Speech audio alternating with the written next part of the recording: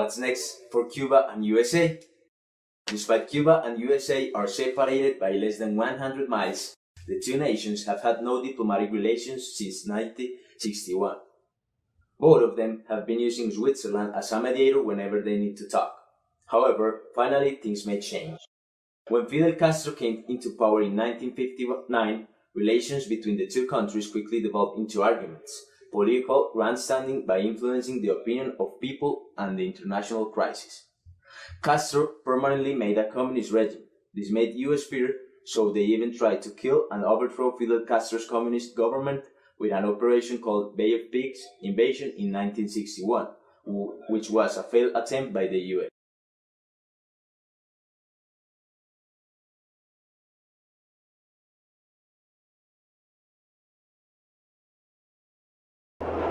Porque lo que no pueden perdonarnos los imperialistas es que estemos aquí y que hayamos hecho una revolución socialista en las propias narices de los Estados Unidos.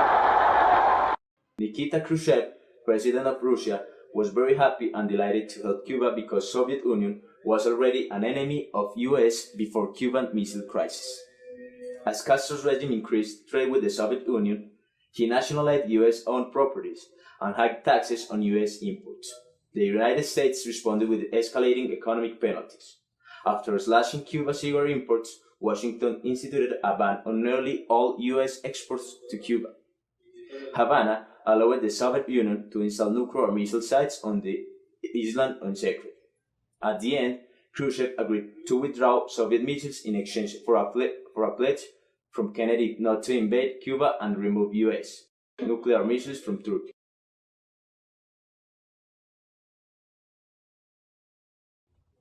Now, let's take a look at what's happening right now. After Obama decided to normalize relations with Cuba, he and Raul Castro came to negotiations. They agreed to significantly ease trade and financial restrictions, as well as limits on travel by Americans to Cuba, by using regulations and power to evade limits imposed by the embargo. They also concluded that Americans will be permitted to send more money to Cuban nationals, use their debit and credit cards in Cuba.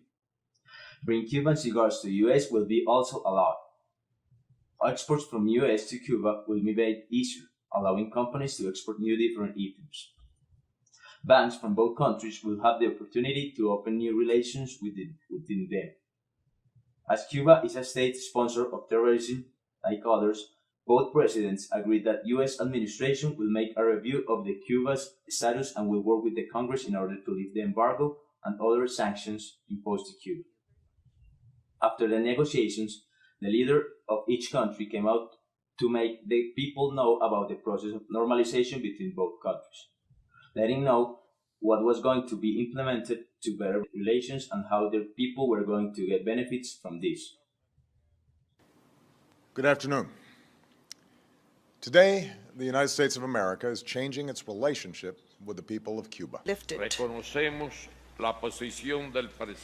We recognize the position of President Obama and his administration against the blockade and his repeated appeals to Congress to have it removed.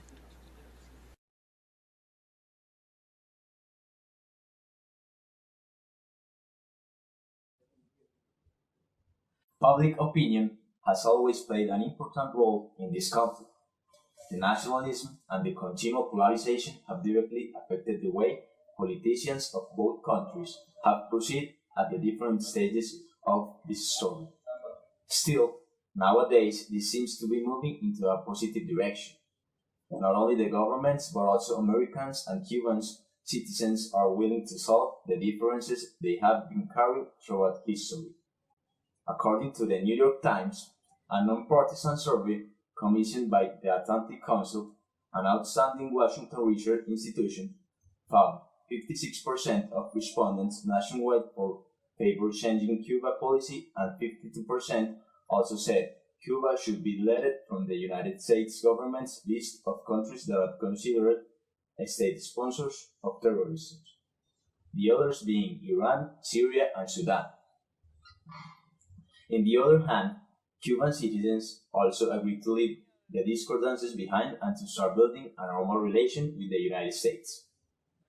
They are convinced this may bring benefits to them from economic development to opportunities to travel out the country and facilities to get vital medicines. According to cartasdesdecuba.com, an important blog that has always taken charge of showing the reality in Cuba, nearly the 70% of Cubans are expectant to the incoming changes the lift to embargo could bring. Here we show some new testimonies they gathered.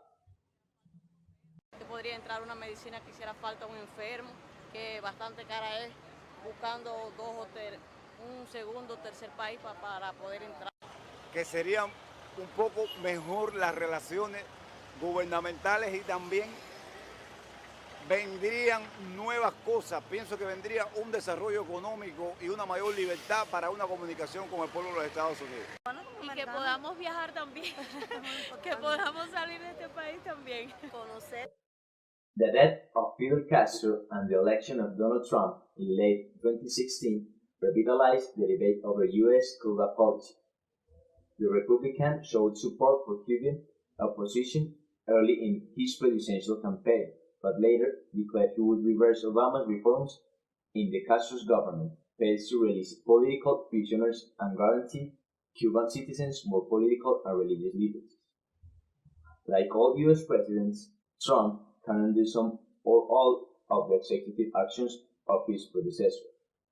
However, analysts say he would likely face significant opposition from U.S. business leaders if he decides to do it, because many U.S. companies have invested in new ventures in Cuba since the warming of relations. The re-election of a majority Republican U.S. Congress in 2016 increased the possibility that the trade embargo will remain in place. They have had blocked anti-embargo proposals. However, some congressmen who traveled to Havana with President Obama in 2016 are debating or creating a gradual approach focused on agriculture. To conclude, the lifting of the embargo not only brings economic, financial, and commercial benefit to both countries, but also marks the end of the polarization that involves the conflict between Cuba and USA.